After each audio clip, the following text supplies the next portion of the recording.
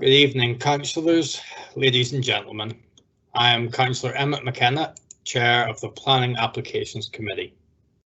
I would like to welcome you to the Planning Applications Committee, which is being held online as permitted by the Coronavirus Act 2020. The public and the press can observe the meeting by following the link from our website. Agenda papers, including the update pack, have been published on the Council's website.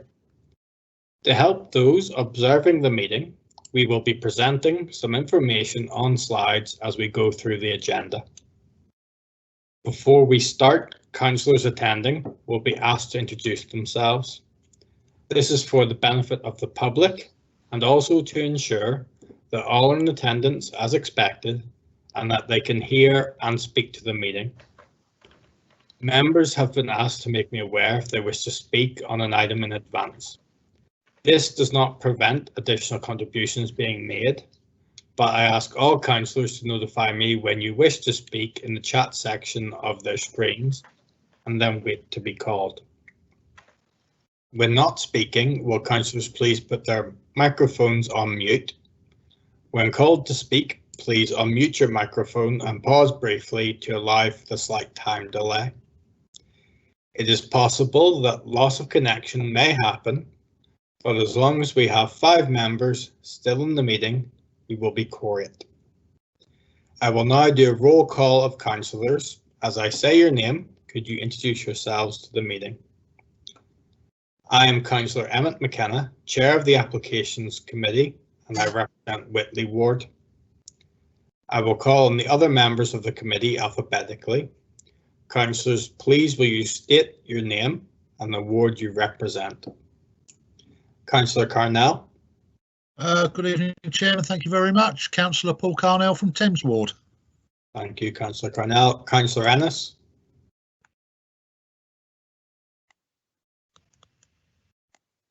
Councillor John Ennis. We'll return to Councillor Ennis. Councillor Lovelock. Hello, I'm Jo Lovelock, Councillor for Norcott Ward. Councillor McEwen. Good evening, Chair. Ruth McEwen, Councillor for Church Ward and also Chair of ACE Committee. Thank you, Councillor McEwen. Councillor Page. Councillor Tony Page, Deputy Leader of the Council, Lead Member for Environment Planning and Transport and an Abbey Councillor. Thank you. Thank you, Councillor Page. Councillor Robinson. Good evening, Chair. Good evening, everyone. I'm Councillor Simon Robinson, representing Peppard Ward. Thank you, Councillor Robinson. Councillor Rowland. Good evening, Chair. Councillor Karen Rowland, Councillor for Abbey Ward and Lead Member for Culture, Heritage and Recreation. Thank you, Councillor Rowland. Councillor Chocolat. Thank you, Chair. Councillor Irish Chocolat here, Councillor for Caversham and Vice Chair of this committee. Thank you, Councillor Chocolat. Councillor Stanford Bale. Good evening, Councillor Jane Stanford Bill, Peppard Ward and Deputy Leader of the Opposition. Thank you, Councillor Stanford Bale. Councillor Josh Williams. Good evening, Chair. Josh Williams, Park Ward. Thank you, Councillor Williams. Councillor Rose Williams. Good evening, Chair. I'm Councillor Rose Williams from Catesgrove Ward. Thank you, Councillor Williams.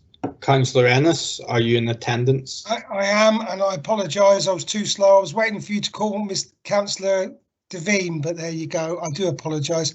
I am Councillor John Ennis, Southcote Ward and Lead Councillor for Housing, and I will be more prompt next time. Thank you. That is all councillors in attendance, with Councillors Devine and Councillor Dayapal Singh having both submitted their apologies. Thank you, councillors. I would also like to introduce you to the officers who are in attendance tonight. Julie Williams is our acting planning manager. She is our senior planning advisor and is responsible for the work of the planning team. She will also advise me tonight on any matters relating to planning policy, guidance and practice. Planning team leader Richard Etoff and case officers Stephen Vigar and Jonathan Markwell are presenting the application reports this evening. Wendy Baddison is a solicitor in the Council's legal department. She is here to advise me on planning and local government law. This is to ensure that when the committee makes a decision, it is both within its powers and legally sound. Darren Cook is the Transport Development Control Manager and provides advice on all transport aspects of planning proposals. He is also the Council's Sustainable Drainage Advisor. Jenny Hazel and Nikki Simpson are committee service officers, taking minutes of the meeting and producing this live broadcast. With the introductions out of the way, let us now turn to the agenda. For voting on items in part 1 of this agenda, I will ask, are we agreed to proceed, and pause for 5 seconds. I will take silence to mean that all members are agreed. For part 2 of this agenda, which are the planning applications that we will decide upon, it will be a recorded voice vote of all members. At this point, I'd like to make members of the public aware the item 8, application 201585 and 201586, which are 109A Oxford Road, will be deferred at this meeting, and I will seek councillor support for that, and will not be decided tonight. The item may still be discussed because I believe councillors may wish to ask for further points of clarification to come forward at that point, but we will not take a formal vote on the item other than to defer. Councillors agreed to defer this item. As we have silence, it is agreed to defer. Chair, could you just clarify the reason for a deferral, please? The reason for deferral is to allow the applicant to provide further information material to our decision making. Thank you. Thank you. We now move to item 1, minutes of our previous meeting on page 7 of our agenda. Councillors, can I agree that this is a true and accurate record of our previous meeting? Thank you. That is agreed. We next move to declarations of interest. Councillor Ennis, can you please declare your interest? Yes, thank you, Chair. I'd like to declare an interest in numbers 11, land at 72 Wensley Road, number 12, land to the rear of 51 to 65 Wensley, and number 13, 8 Meadway, given as lead councillor for housing. These are housing matters. I would like to speak for 11 and 12 and then abstain, and I will abstain on 13 as a matter of declaration of interest for transparency. Thank you. Agreed. Thank you, Councillor Ennis. Councillor Rowland, can you please declare your interest? Yes, Chair, just as a matter of transparency also, if there's to be any discussion about 109A, which is agenda item 8, I already have noted that I have an interest in that, so I'd just like that recorded. Thank you. Thank you. Sorry, Chair, can I just ask Councillor Ennis to confirm his what the interest is on item 13? It's a council. So, thank you. Yeah, thank you, Nikki. It's a council-owned property. And oh, that one is as well, is it? Sorry. Okay. Yeah. Yeah, and I should have. I have an interest in that as a lead councillor. It's a council interest. It's been brought forward from the housing team for which. That's right. That's right. And you know. Yeah. Yeah. Sorry, it wasn't Reg 3, so I was just confused. Yeah. Yeah. No worries, Nikki. Thank you. Sorry, Chair, can Councillor Rowland also state the nature of her interest, please? Non-pecuniary conflict, because Councillor Rowland is predetermined in the item, as was recorded in the minutes of our previous meeting. Right. Okay. I live within 60 meters of the site. Chair. Yes. Right, then we move to questions. We have no questions from any members of the public or councillors at this meeting. Planning appeals on page 15. I will call Julie Williams to introduce the report, please. Thank you, Chair. There's just one new appeal lodged and one appeal decision recorded on the report. The decision that was dismissed at appeal was for an application for a new dwelling at 322 Wokingham Road. The inspector found the proposal here to be unacceptable for its adverse impacts on the character and appearance of the area, for the poor living conditions of neighbours, and also the poor highway safety aspects of the proposal. He also found that there would be a poor living environment for future occupiers, and so the application was refused on all of those grounds and dismissed on all of those grounds, so it's a good result for us.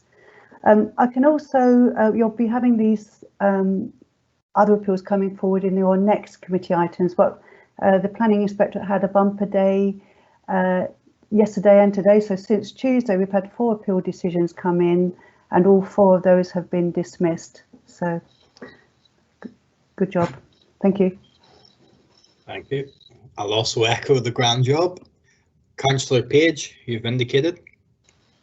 Yes, it was just picking up on that last point that Julie Williams made. I would particularly welcome at the next committee a report on the decision in respect of 4 Downshire Square, which we received today, because that is in the conservation area, and the inspector made some important comments about the status of the appraisal, as well as other relevant factors that will be of relevance in decisions that we may or may not be taking at the next meeting in respect of other conservation area decisions. So it'd be helpful to have that referenced at our next meeting, please, Chair. Okay, it's noted. Thank you. Councillor Josh Williams.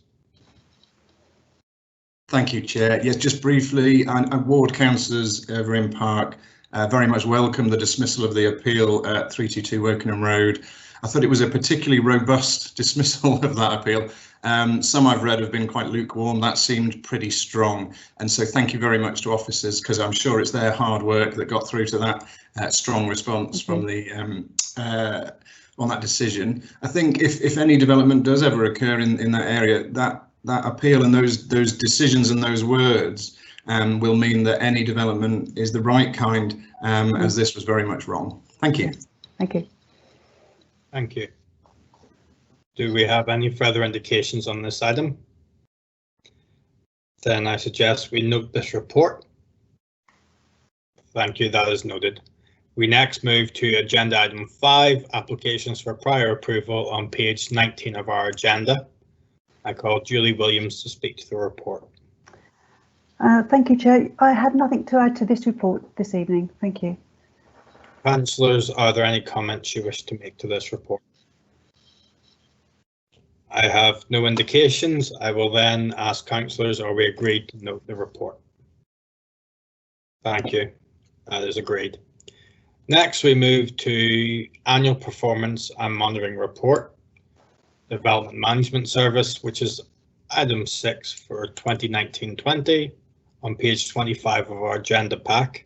And I will call Julie Williams to speak to the report. Thank you, Chair.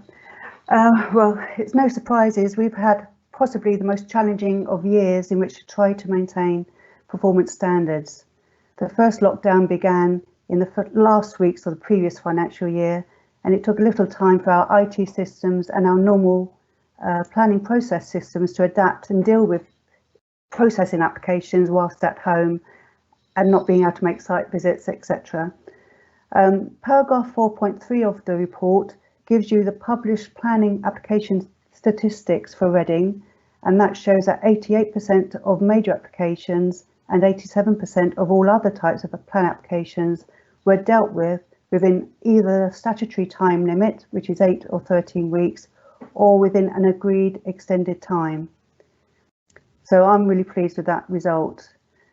The following tables provide a breakdown, the following tables in your report provides a breakdown of these figures as generated by us, plus data on the other processes we get involved in. So you've got tables on the different types of plan applications, but also on prior approvals, on works for tree works, and also on our appeal record, and also on our planning enforcement performance. Just a word on that last subject. There's no disguising that we've had problems with operating our planning enforcement service. We had almost a perfect storm of one member of staff leaving and one member of staff being on sick leave and one member of staff having to self-isolate, living quite a distance from Reading, and also the restrictions on carrying out all but essential site visits. Things have steadied up from the beginning of this year with a new member of staff joining us, and I am optimistic that our next performance report to you will be able to show an improvement in that area. So with that, I'd like to say I hope you can note the contents of the report, and I will try to answer any questions if you have any. Thank you. Thank you. Councillor Page, you've indicated you wish to speak. Yes, Chair, thank you. I'd like to thank Julie Williams and all the planning colleagues and officers for the work that they have done, particularly over a very challenging year. And as Julie Williams has said, we have not been unaffected by the pandemic, and not only in general terms, but also with some individuals affected. The first point I'd like to make, and we've touched on it earlier under planning appeals, is the very encouraging increase in the proportion of appeals dismissed. And if you turn to page 28, the table 4 at the bottom shows an increase of 70% of appeals dismissed 2 years ago to 80% in the last 2021 year. And whilst these aren't huge numbers of appeals, they do represent, though, a lot of work. And as Councillor Josh Williams said, the preparation and the work that goes into appeals is quite considerable in some. And we have been quite successful. And I would just make in passing, of course, the comment that a number of the appeals that were dismissed were ones that we as members chose to differ from officer advice, and one as well. So it's a collective effort that is reflected in those figures. The planning enforcement side is one that Julie Williams has already touched on, and it is one that I'm more than conscious of the need to see considerable improvements, and resourcing is an issue, and I will be, as lead member, taking this forward with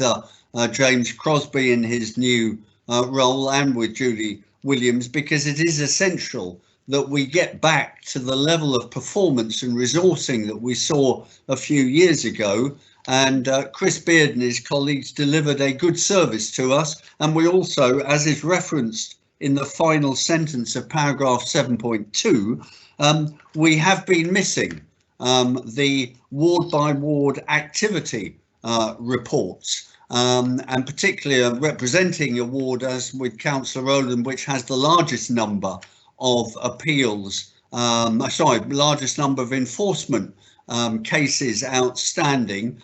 We valued that service, and I know colleagues across the borough did as well. So the sooner we can get back to that ward by ward reporting and the better resourcing to underpin that service, the better. But overall, Chair, a very credible performance in an extremely difficult year, and I'm sure we'd all want to place on record our thanks to the team as a whole for the work that's delivered this good report. Thank you, Chair. Thank you.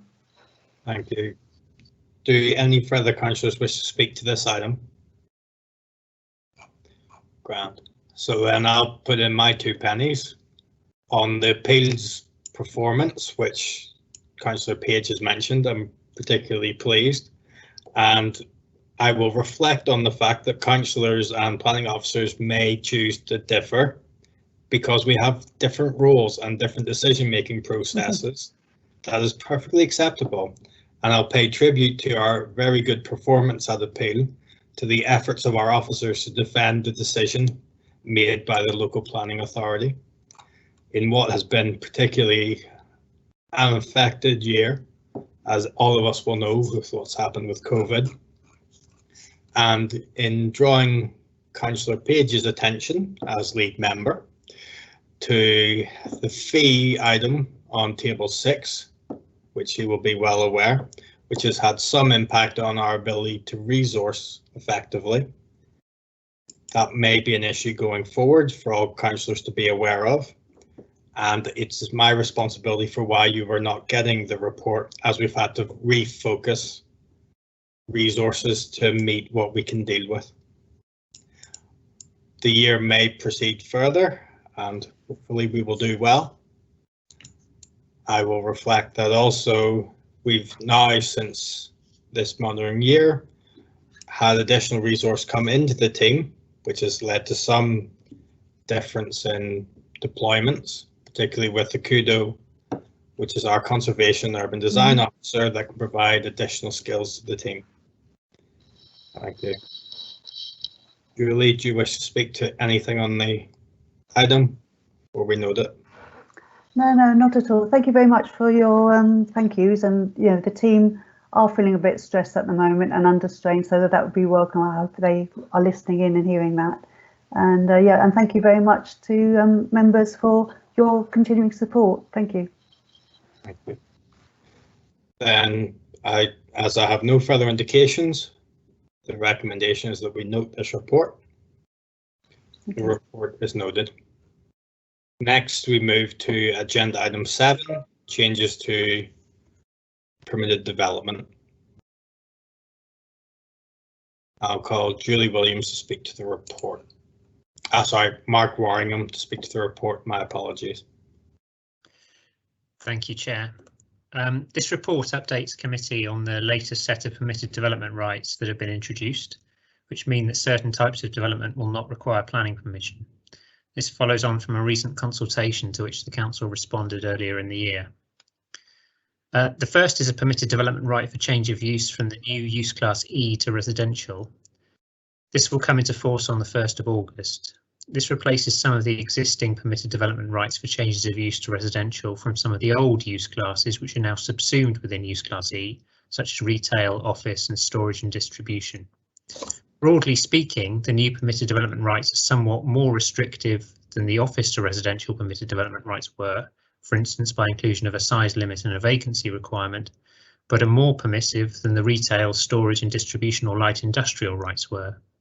It also allows for changes to residential from some uses where that right didn't previously exist, such as for restaurants, leisure uses and medical or community facilities. The other main change to permitted development rights affect, this is subject to a prior approval process, and this includes a number of matters that can be expressly considered. However, it still means there's considerable scope for changes, in particular to our high streets, that would be outside the Council's control. The other main change to permitted development rights affect public service infrastructure, specifically schools, colleges, universities, hospitals and prisons. And these are now already in force as of the 21st of April. As a result of these changes, these uses are now able to expand up to 25% of their footprint on site and up to 5 or 6 metres in height, depending on proximity to the boundary, without needing planning permission. Again, there is a prior approval process for universities only, not for the other uses, but this is very limited in terms of what it can consider. Finally, there are a number of other more minor changes, including removing permitted development rights to demolish monuments and statues that have been in place for more than 10 years. And some changes relating to ports and water transport facilities. Committee's asked to note these changes. Thank you. Thank you. I will call Councillor Rowland first, followed by Councillor Page, followed by Councillor Ennis. Councillor Rowland.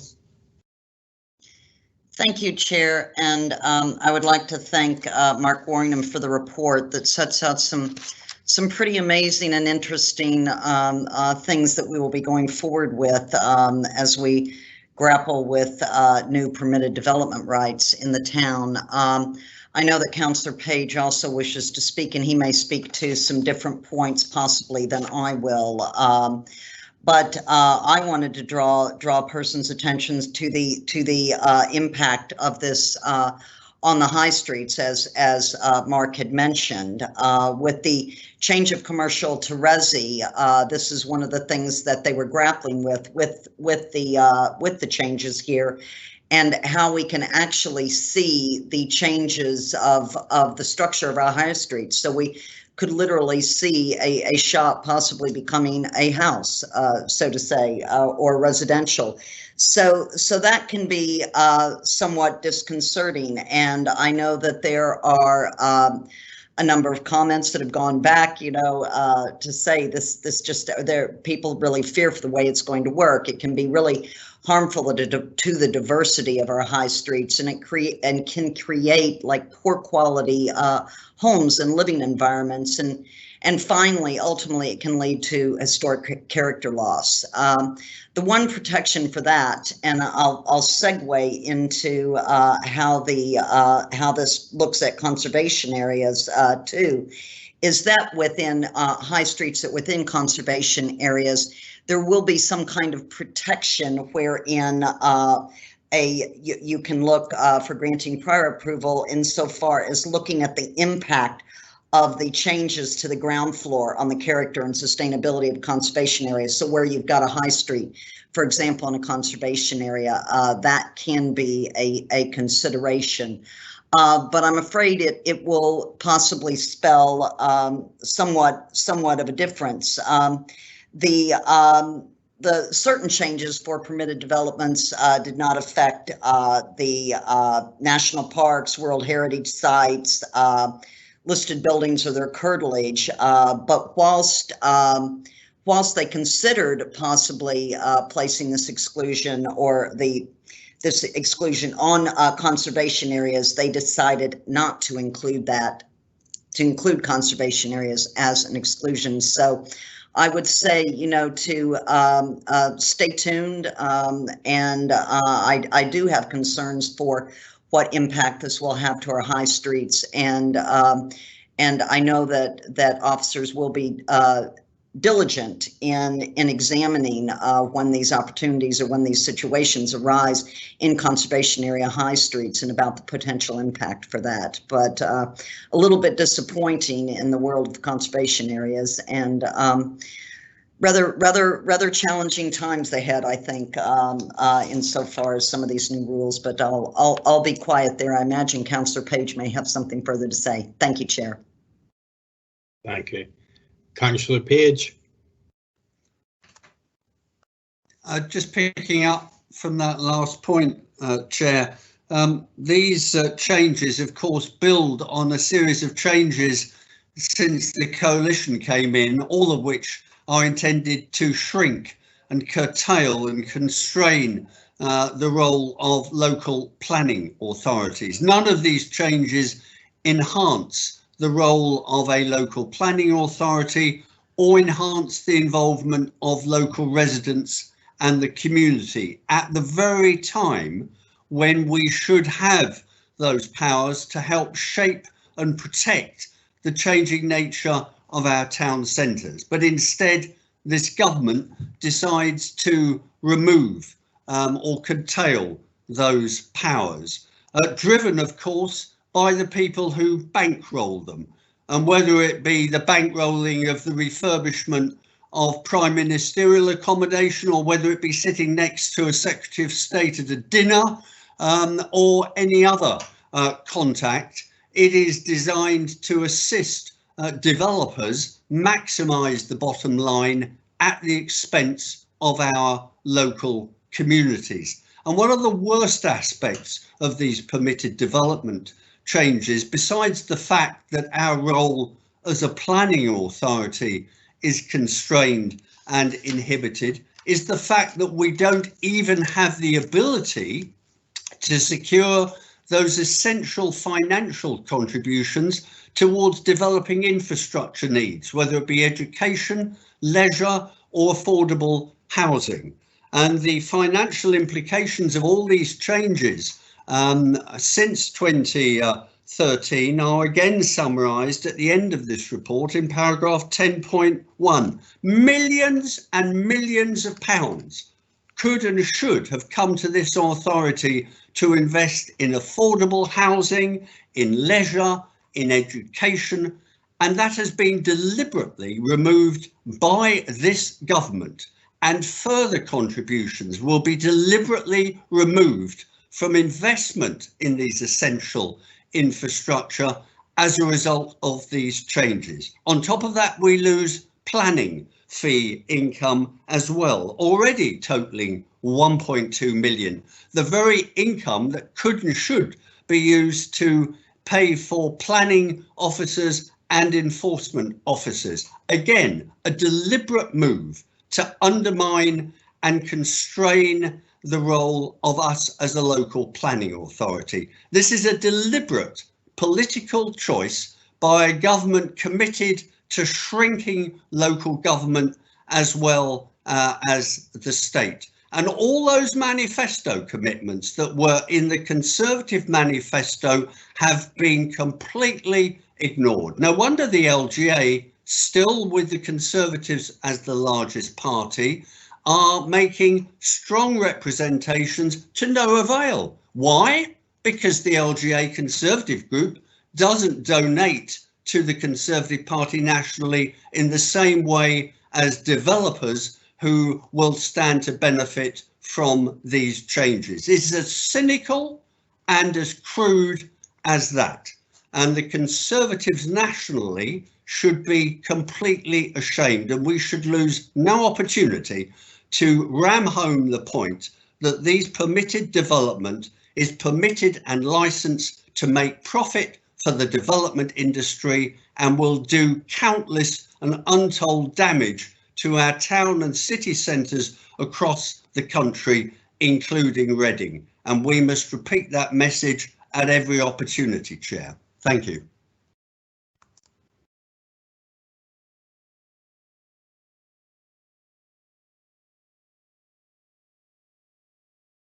Sorry. Thank you, Councillor Page. Councillor John Ennis. See why you're speechless there, Chair. Follow that, and I certainly will, because I think it's really important that we have a discussion about this element, because there's a lot of people, a lot of residents who actually connect in with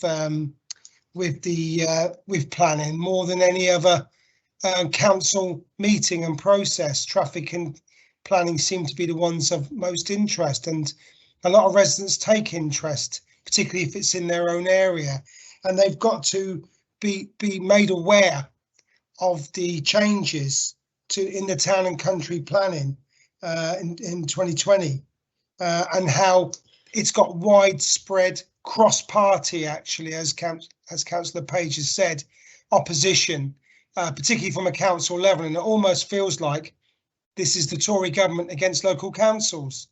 Not so much Tory government against Labour councils, against all councils, because the consultation process on this coming back from many Tory authorities has been similar to Lib Dem and Labour authorities. I don't think we got any Green authorities, although I may be there corrected. And the fact is that the consultation to the Town and Planning Act and the permitted development rights was widespread opposition, very little support for it, but that consultation wasn't taken up, it wasn't spoken to. So when we get opposition councillors saying your consultation process isn't good enough, well, we'll have a look at this one, because massive opposition to it from across the political spectrum as well as outside politics, and it wasn't taken into consideration. There is a lack of local accountability, and we got to be straight now and square with residents in Reading. Is when they come up to us, and it's happening all over Reading, is why did that get built there? What's the council doing about that? Why did that get allowed? Well, the simple fact is we're following planning law. We have to follow planning law. And it's interesting to see, and I will say this about Conservative councillors, they like to have a say about, well, that's not right, we shouldn't be allowed to do that. And then their own government is acting that we have no choice but to do it. And that we must be squaring this public. We must be telling this to residents. As much as we want to to use our initiative and our local community accountability, we won't be able to do so. You know, and it removes much of the protection for local communities. And it's under the auspices of Build Back Better and Get Rid of Red Tape. It's actually a developer's charter. It's a charter for major elitist development companies, not even small businesses. It's the big companies, the big development companies that will actually benefit, and they won't need to sit, you know, for Councillor Page, they won't need to sit next to you know, the Secretary of State to try and get development, because it'll be enshrined in law that they can do it. And what will happen is residents will turn to their communities, to their councils, and they will see us as powerless. You know, and the consultation process for planning is actually weaker. And the intent from this government, from the word go in 2010, was to swing the pendulum of power away from local councils and communities as far as planning is concerned, in favour of the big elite development companies. And you know, to quote Lord German, he's quoted about in the House of Lords, who is actually a Lib Dem Lord as cross-party, is that residents will turn to their council and councillors to express their concerns, and they will find them powerless. Our planning system is constructed on a system of checks and balances on local people and their councils, providing the fair play for our communities. And I would be very surprised if developers using this legislation did not meet substantial local opposition, which would mean more work for the local authority, but without the power to provide any solutions. The light touch planning requirements in these regulations offer very little succour to residents and neighbours, who will now find the ability to voice their interests and concerns severely limited. And on that note, I think we need to recognise the limitations that planning acts under this Tory government are coming forward, and that we'll have a problem in opposing and being successful in opposition to developments which this town does not need. Thank you. Thank you, Councillor Ennis. Do any further councillors wish to speak to this item? Thank you. Then the officer recommendation is to note this report. Our councillors agreed to note the report. Thank you. Silence is agreement.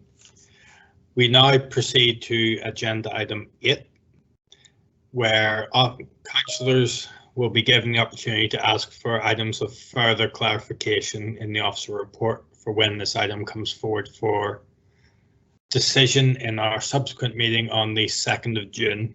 This will not be to discuss the merits of the application, and as such, the case officer will not be called to speak to the report, but will note the comments, I'm sure. Councillor Page, you've indicated you wish to speak.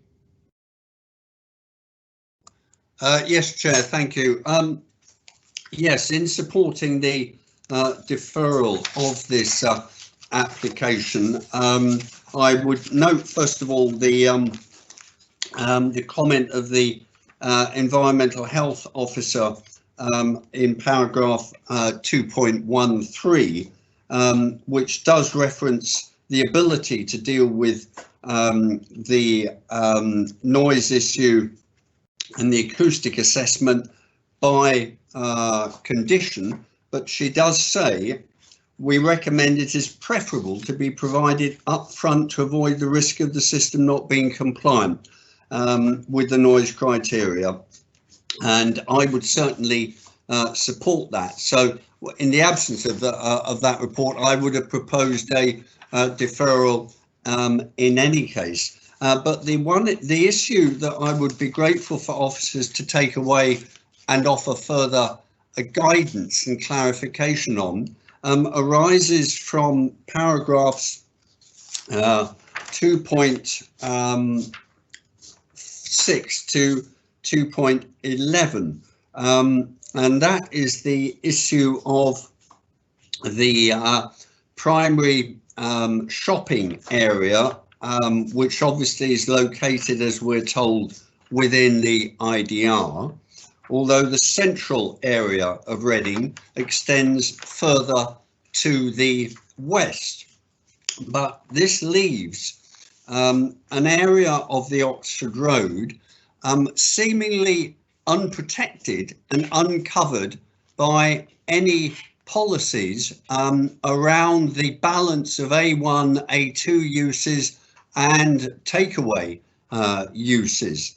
The Oxford West area starts at Prospect Street, near enough where the Oxford Road Primary School is, but the area between there and the IDR appears to be a no man's land, apparently unprotected by any of our policies regarding retail and other uses and mix. And when Julie Williams in her report says if controlling takeaway uses will therefore have to be justified on other grounds, well, what are those other grounds in terms of our existing local plan policies? Because what we seemingly are being told in this report is that other than the issue of smells and opening times and hours, the issue of proliferation or potential proliferation is not covered for this part of town. And I think the same also applies to that stretch of London Street between the IDR and Whitley Street. And there may be other cases, because what will the real danger I'm identifying here is that there could be a rash of future applications on other premises along this stretch of the Oxford Road. And at what point, when residents say to us, well, how many takeaways are you going to allow along this stretch of the Oxford Road? And to which we say, oh, well, our local plan apparently doesn't offer any protection because it's not a local centre, it's not in the primary shopping area. So my challenge to officers is to explain to me and the committee what protection, and I fear the answer is none, is offered in our local plan. To which I say to myself as lead member who saw the development of the local plan, well, we dropped something there, we dropped the ball, perhaps we missed something. Nobody's ever perfect, but that would be the first point I would like further information from officers on. And perhaps, Chair, rather than hang it on a single application, this obviously has wider implications for other parts of the borough. And I would therefore suggest that perhaps we have a separate minute that asks for officers to report back in more general terms as well. It's an issue for this application and this part of the Oxford Road, but I believe it applies to other parts of the borough and would therefore request, Chair, through you, further clarification. And the other point that I wanted officers to bring back, and they indicate that discussions are underway, is the penultimate paragraph, paragraph 2.17 at the top of page 45. Officers are also in discussion with the owners of the property. The owner of the property, I'm informed, is still Mr. Gul Faraz Khan, who made the original application that's referred to in 2014. I too will be looking to talk to him because I am still at a loss as to understand why and what the logic is in seeking to exclude that area in the front of the shop from the current application and discussion. So I would say to officers that this aspect is one that we need to see addressed further in the report back to a subsequent committee. And I think, Chair, that covers the main areas that I wanted to see addressed, and assuming that we get the report on the acoustic assessment, that obviously will come forward as well, Chair. So thank you for your indulgence, and I also support the deferral of this application. Thank you. Thank you. Do councillors have any further comments to make? Then that is great. Well, I would also suggest that in the subsequent report to come forward, that some comment be made to permitted development rights which have been extended for restaurants and pubs to become takeaways. These are temporary permissions which have been extended and are still extant and may be relevant to the control framework if they are to be removed or extended into permanent permitted development rights. As this item has been deferred, we will then move to agenda item 9, which is the former Cooper Reading BMW Kings Meadow Road. And I will call upon, when I find my notes, Stephen Vigar to introduce the application on page 89 of our report. Thank you, Chair. Advertisement consent is sought for the display of 4 advertisements comprising the name of the building at Thames Quarter, spelt out in individual press metal letters. 2 signs are proposed at the main entrance to the northern and western facades, with a further 2 on the southern facade facing the railway. The size and design of the signage is considered by officers to fit with the scale of the large host building. However, the entrance signage was originally proposed to be illuminated, which officers consider would cause harm to the visual immunity of the area, especially when combined with the other lighting on the building and the general prominence of the building as a whole. Therefore, a condition preventing the signage being illuminated is recommended, but the application is recommended for approval as set out on page 89 of the main agenda. Thank you, Chair. Thank you. Does any councillor wish to speak to this item? Chair. Yeah, so Page.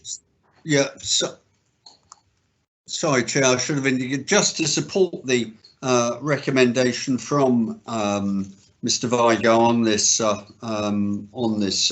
application. I think the report is very good, and I suppose the one question I would just invite him to update us on. There was an issue about the prominence of uplighters shown on some earlier plans, and I don't know whether that has been resolved, for which we didn't give any approval for, and I think is referred to somewhere in the report or in some earlier correspondence that I've seen relating to this application. So in supporting this, I wonder if Mr. Yes, it's paragraph 6.7 refers to uplighters, and there was some that were shown on plans submitted, I believe, with this application that we hadn't authorised, but perhaps Stephen could update us on where we are with that, because that's obviously relevant to the whole issue of unnecessary lighting around the building. Thank you. Thank you, Councillor Page. Do any other councillors wish to speak to this item at this time? Then I'll call upon Stephen Vigar to please address Councillor Page's concern. Thank you, Chair. Yeah, just to clarify, the original drawing submitted did show uplighters all along the length of the building. The uplighters have been previously approved in a limited form to the tower element only, so the grey part of the building, the tall section of the building. Originally, the applicant did want uplighters full length of the building, and that was negotiated out of the proposals under a non-material amendment earlier or last year. So yes, there's no additional lighting proposed under the current advertisement consent application. Any lighting shown on the plans will have already been approved under the non-material amendment, and there was a misleading drawing which showed lighting well in excess of what had previously been agreed, and that drawing has now been superseded by the current drawings, which just show lighting to the areas previously approved. Although yeah, with this application, this application is only for advertisement consent, so there are sort of limits to, but for the sake of clarity and to avoid any confusion or any misleading, the drawings only show those lights have previously been approved now, so that's right. Thank you. Thank you, Chair. Thank you. Then As I have no further indications, I suggest that we move to the vote to grant advertisement consent subject to the conditions and informatives as printed in the agenda. I will now call councillors in alphabetical order to indicate if they wish to vote for the recommendation to grant, against the recommendation, or to abstain. Councillor Carnell. Thank you, Chairman. I'm voting for the recommendation to grant. Councillor Ennis. Yeah, for. Councillor Lovelock. For. Councillor McEwen. For. Councillor Page. For. Councillor Robinson. For the recommended. Councillor Rowland. For. Councillor Chocolate. For the recommend. Councillor Stanford Bale. For. Councillor Josh Williams. For. Councillor Rose Williams. For. And I will also vote for. That is unanimously resolved. Next, we move to agenda item 10, application 201391, which is land at 362 Oxford Road. And I will call Julie Williams to introduce the application on page 101 of our agenda, which is also subject to an update report. Thank you, Chair. The main report makes you aware that there is an addition needed to the legal agreement for this site to ensure that we have a fallback position to secure funding for affordable housing off-site should the proposed affordable housing not come forward on-site. And this mechanism should be standard for all Section 106 agreements with securing units to be provided on-site before occupation. This is just in case a affordable housing provider cannot be made interested in taking on the units, or if something happens before the agreement is completed. So it's just in case we don't get the units on site, we get the financial contribution instead to comply with policy. The update report also brings to your attention a further addition required to the legal agreement, which is known as a mortgagee exemption clause. After seeking independent advice, officers are able to recommend to you that you agree to this clause being added to this agreement, and also we will be adding this as a standard to further Section 106 agreements where affordable housing is being provided on site. Thank you, Chair. Thank you. Do any councillors wish to speak to this item? Thank you. Then I suggest we move to the vote, which will be for the recommendations as printed in the update pack. And I will call councillors in alphabetical order. Councillor Carnell, do you wish to vote for the recommendation to grant as printed in the update pack, against, or abstain? Again, I'm voting for the recommendation, Chairman. Thank you. Thank you, Councillor Carnell. Councillor Ennis? For. Councillor Lovelock? For. Councillor McEwen? For. Councillor Page? For. Councillor Robinson? For. Councillor Rowland? For. Councillor Chocolate? For. Councillor Stanford Bale? For. Councillor Josh Williams? For. Councillor Rose Williams? For. And myself will also vote for. We are unanimously resolved. We now move to agenda item 11, application 210257, which is on 72 Wensley Road. I will call Jonathan Markwell to introduce the application on page 103 of our agenda packs, which is also subject to an update report. Thank you, Chair. The application site comprises council-owned land to the side and rear of number 72 Wensley Road.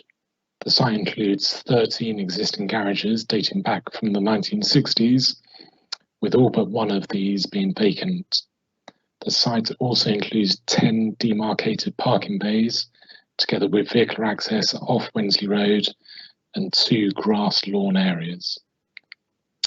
Full plan permission is sought for the demolition of the existing garages, and replacement with 17 new garages and 11 replacement parking bays. In addition, it is also proposed to resurface the roadway and footpaths at the site together with altered landscaping. The proposed garages seek to partly fulfil the requirements of a nearby planning permission granted in 2020, further to the west on Wensley Road, which involved the demolition of 29 garages. As part of that separate permission, a unilateral undertaking planning obligation required the applicant to offer each person affected by the loss of a garage or garages an alternative one garage or storage space per garage given up within the Coley area. The applicant has detailed that 24 of the garages are in use and are affected by the demolition. This application for 17 garages, together with a separate application, which is the next item on the agenda this evening, would meet the requirements of the earlier permission. The proposed development is considered acceptable by officers, subject to a number of conditions recommended by specialist officers. In particular, the layout of the garages and parking bays have been carefully considered in terms of function, accessibility, maintaining the amenity of existing nearby occupiers, and also being mindful of the setting of the nearby listed buildings to the northeast of the site. As such, plan permission is recommended for approval, subject to the conditions summarised at the outset of the main report and as revised by the update report. Thank you.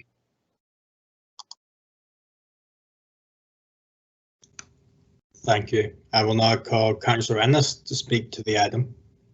Thank you, Chair. I won't keep you too long. I have, as lead councillor for housing, deliberately declared an interest on a number of planning applications which the council has brought forward because I am predetermined. I want them to go ahead, and while sitting on the planning application committee, I think it is not transparent and potentially corrupt. I use that word strongly, to sit there and not advise and identify my predetermination. I've done this now on several occasions, and if back on the planning applications committee in the new electoral year, will continue to do so. And I would call on all planning application councillors of all parties to do the same, to admit predetermination, that they might have campaigned for something, either for it or against it, but to admit predetermination, to be allowed to speak, and then to abstain. And that is the only way we can get transparency and credibility back into our political system, which is being damaged at the moment by what's been accused nationally. So I would like to thank officers for this application. I'm particularly pleased it's come forward, and I want to particularly thank the local councillors, which I'll come on to, but certainly for Zelda, for Sarah and for Darren, who've worked hard, for their hard work and their commitment, their ongoing outstanding commitment to making life better for the residents in Wensley Road and Coley. I want to speak on behalf of Minster councillors who won't be here tonight, because there is no opposition to this. There's no speaking items to this, which is really to be welcome. Is that they called for the widespread consultation during the development process, of the planning of this and other applications, to get as wide consultation as possible, not just on the planning aspect, but all other aspects. And we went out during the pandemic period to try and gauge the views of many of the residents.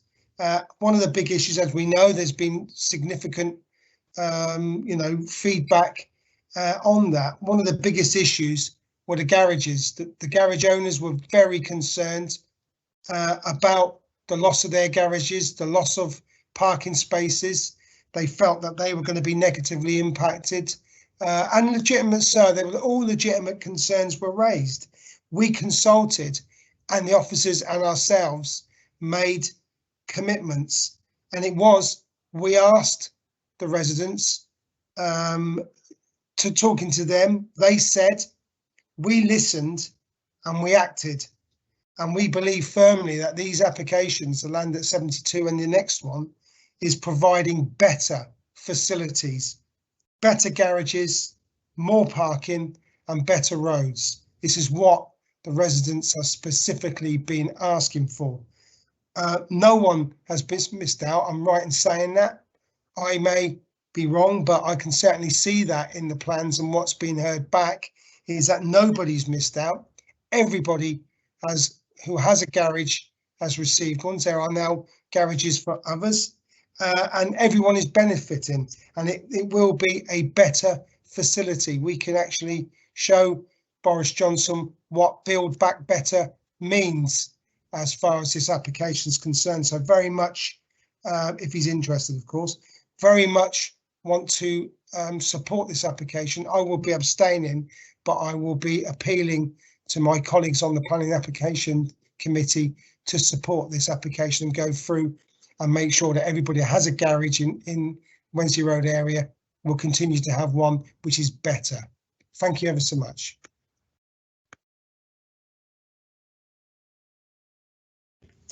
Thank you, Councillor Ennis. Councillor Stanford Beale, please address the committee. Thank you, Chairman. I'm pleased that we're moving forward with this, particularly with providing more garaging, because as Councillor Ennis said, this was a major concern. There was quite a lot of upset in the community about some of the aspects of this application, but now the decision's been made, I think it's important we just move forward and get the garages provided. As Councillor Ennis has said, on planning, we have to very much act quasi-judicial, and we have to act in a way that if we have predetermined the issue, that we have to declare an interest, we have to declare that at the start of the meeting, and then we have to stand back from the decision, and we can't take part in the decision and the debate. As many people will know, I've got a controversial application in my ward at the moment. I haven't campaigned on either side of the argument because we had one councillor who was campaigning against that particular application. And you know, as I sit on the planning committee, and I wish to sit on the planning committee in the next year, if I am successful at the election. And I've had to explain this to so many people, and I've had so much criticism because I haven't put in my election literature which way I feel about a particular planning application. But it is, as Councillor Ennis has said, it's very important that we do declare if we're predetermined, and then that will preclude us from taking part in any decision moving forward on any application. Thank you. Thank you, Councillor Stanford Beale. And I agree wholeheartedly. This was linked to a previous application for accommodation. I'm glad to see it coming forward. As chair of a committee, I would echo Councillor Stanford Beale's comments and commend her for her diligence in the item that's been alluded to, in ensuring that there is no predetermination. As chair, I have arbitration on that matter, and I've ensured that as it occurs, because should any councillor be predetermined, they would therefore not be able to have any involvement in the decision making at committee, which is, as will be demonstrated shortly by Councillor Ennis, who will be forced to abstain on this item. Thank you, councillors. I have no further indications to speak on this item, so I will then suggest that we move to the vote on the applications as printed. Sorry, as the recommendation, which is to grant planning permission subject to the conditions as printed in our agenda pack and update. Councillors, have you agreed to proceed to the vote? Thank you for silence. I will call Councillor Carnell. Can you please indicate if you wish to vote for the recommendation to grant, against, or abstain? Thank you, Chairman. I'm voting for the recommendation to grant. Thank you, Councillor Cornell. Councillor Ennis. Abstain. Councillor Lovelock. Voting for the application. Councillor McEwen. For. Councillor Page. For. Councillor Robinson. For. Councillor Rowland. For. Councillor Chocolat. For the application, Chair. Councillor Stanford Bill. For the application. Councillor Josh Williams. For. Councillor Rose Williams. For. And myself will vote for. That is unanimous from those councillors who have expressed an opinion for or against. We will now proceed to agenda item 12, application 210258, garages to the rear of 51 and 65 Wensley Road. I will call Jonathan Markwell to introduce the application on page 125 of our agenda pack. Thank you, Chair. As you've just stated, the application site here is council-owned land to the rear of numbers 51 to 65 Wensley Road. The site is accessed off Wensley Road and is partly used for informal parking and access, is partly grassed, and then is also partly overgrown at present. Full plan permission is sought for the development of 8 garages and 4 parking bays, together with the resurfacing of the roadway and footpaths and landscaping. Consistent with the previous item on the agenda this evening, the proposed garages seek to partly fulfil the requirements of a nearby plan permission granted in 2020 further to the west on Wensley Road, which involved the demolition of 29 garages. Again, it is clarified that as part of that separate permission, a unilateral undertaking plan obligation required the applicant to offer each person affected by the loss of a garage or garages an alternative 1 garage storage space per garage given up within the Coley area. The applicant has detailed that 24 of the garages are in use and are affected by the demolition. This application for 8 garages, together with the separate application considered earlier this evening, would meet the requirements of the earlier permission. Similar to the previous item this evening, the proposed development is considered acceptable by officers, subject to a number of conditions. More specifically, the proposed garages are intentionally modest and simple in form and nature in order to assimilate successfully into the surrounding area. The proposed height has been minimised and access to an existing garage to the south has been maintained. As such, plan permission is recommended for approval, subject to the conditions summarised at the outset of the main report. Thank you. Thank you. Councillor Ennis, please address the committee. Yes, very much. And again, would strongly hope, appeal that to councillors that we accept this.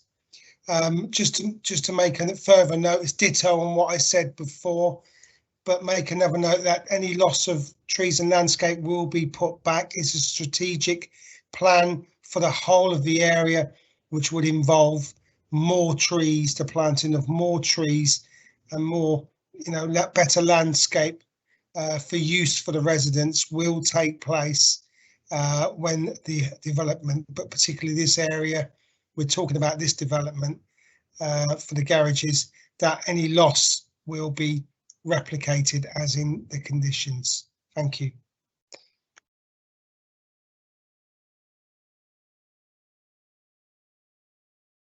Thank you, Councillor Ennis. I have no further indications to speak to this item. Therefore, I suggest we move to the vote on the officer recommendation to grant planning permission subject to the conditions and informatives within our agenda pack. Our councillors agreed to proceed to the vote. Then I will call upon councillors in alphabetical order, starting with Councillor Carnell. Could you please indicate if you wish to vote for the officer recommendation, against, or to abstain? Thank you, Chairman. I'm voting for the officer recommendation to grant. Thank you, Councillor Carnell. Councillor Ennis. Abstain. Councillor Lovelock. 4. Councillor McEwen. 4. Councillor Page. 4. Councillor Robinson. 4. Councillor Rowland. 4. Councillor Chocolat. 4. Councillor Stanford Beale. 4. Councillor Josh Williams. 4. Councillor Rose Williams. 4. Myself will also vote for. That makes us unanimous from those who have indicated if they wish to vote for or against the recommendation to grant. We next move to agenda item 13, application 200723, 8 the Meadway, Halhurst. And I call upon Julie Williams to introduce the application on page 145 of the agenda pack. Are you available? Yeah, I hope, can you hear me? We can indeed. Okay, I'm having to use my tablet. That's something went wrong with my laptop. Okay, so this application is for a single-storey lean-to side extension to the property. The reason it's being reported to you is because the property is owned by Reading Borough Council and the application is being submitted by Reading Borough Council Property Services to provide additional facilities for the existing tenant. There's no concerns raised by the proposed development, so the recommendation is to grant planning permission with our standard conditions. Thank you, Chair. Thank you. Councillor Lovelock, you've indicated you wish to speak to this item. Yes, thank you very much, Chair. I'm pleased to see this application coming through, and it's good that nobody locally has objected to it. I think this is going to be a very much needed facility for this family. Obviously, it wouldn't be appropriate to go into any detail, but I know they are anxiously waiting the outcome of tonight's decision, and I hope that we can get on and provide this much needed improvement to this home as soon as possible, which will be of huge benefit to the family. Thank you, Chair. Thank you, Councillor Lovelock. I have no further indications to speak on this item, so I suggest we move to the vote. Councillors, are we agreed to proceed to the vote? Thank you for your agreement by silence. I call upon councillors alphabetically. Councillor Cornell, can you please indicate if you wish to vote for the officer recommendation as printed, against the officer recommendation, or abstain? Councillor Cornell. Thank you, Chairman. I'm voting for the officer recommendation. Councillor Ennis. Abstain. Councillor Lovelock. 4. Councillor McEwen. 4. Councillor Page. 4. Councillor Robinson. 4. Councillor Rowland. 4. Councillor Chocolat. 4. Councillor Stanford Beale. 4. Councillor Josh Williams. 4. Councillor Rose Williams. 4. And then myself will also vote for. Thank you, councillors. That is then unanimous for those who have expressed an opinion for or against. Thank you for your time this evening. At this point, as it is my last meeting as a councillor, for the moment perhaps, I'd like to abuse my agenda slightly to say my goodbyes to your good selves, officers included. I like to pay tribute, particularly in the context of the planning applications committee, to the excellent support I've had from Julie William, Richard E. Toff and Wendy Baddison, and will be forever grateful for your support in my role. And in former councillors who are not here, particularly Jan Gavin and Ed Hopper, who is from the opposition but was also an excellent support for planning, and in particular Councillor Marion Livingston, late of this parish, who has moved off to sunny Hereford, who was a former chair and supported me in my first 2 years on this committee. I've had a wonderful time in my 5 years as Whitley Ward Councillor, which is obviously the finest and best ward in this borough, because who could ever dispute that, particularly as the Whitley Whiff is now a thing of memory and legend since I've never smelt it. And we've had some considerable involvement in Whitley with the local listing of the Gillette factory, the expansion, which into my own field is in the employment of several hundred scientists at that site, with the closure of their Egham plant, and its local listing, which will be coming into the purview of this committee shortly. I believe that I've made some positive improvements here, and also in audit and governance, another committee I've served on, that one for the full 5 years, because I believe in the intrinsic good government can provide for its citizens. Good administration leads to good outcomes and supports the weakest and least among us, which is how we define our value to our people and our own value set. I've been very glad to be a councillor in this borough and look forward to retirement. And I will call upon some other councillors who have indicated they wish to speak. Councillor Page first. I'll be brief. As one of the longest serving members of this committee, I've seen quite a few chairs come and go, but I can honestly say that you have displayed a degree of assiduity and commitment to chairing the committees that stand comparison with the best, and I'd like to thank you for the time and effort and commitment you've put in to the committee.